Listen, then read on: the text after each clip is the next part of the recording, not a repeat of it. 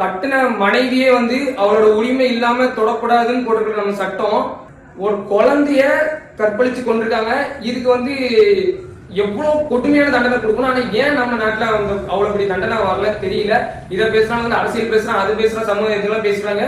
இதுக்கு சரியான தண்டனை என்னவா இருக்கும்னா, தண்டனை கிடைக்கிற வரைக்கும் நம்ம பேசிட்டே இருக்கிறது மட்டும்தான். இந்த விஷயம் ஆர்த்தி போனா அடுத்த ஒருத்தி நாங்க அந்த புதுச்சேரியில நடந்ததுக்கு சாமி, என் பிள்ளைங்க பூரா பதிவு போடுனுச்சு. தங்க பிள்ளை பதிவு போட்டு என்னடிமா செய்ய சொல்லுடி, பதிவு போட்டு என்ன செய்ய.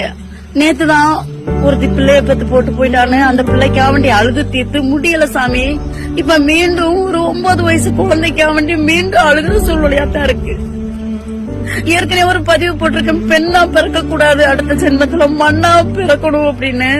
மீண்டும் இருக்க எங்க பெண் ஜென்மங்களுக்கு அது பச்சை குழந்தை கூட பார்க்க மாட்டாங்க தங்கம். பச்சை குழந்தை கூட பார்க்க மாட்டாங்க.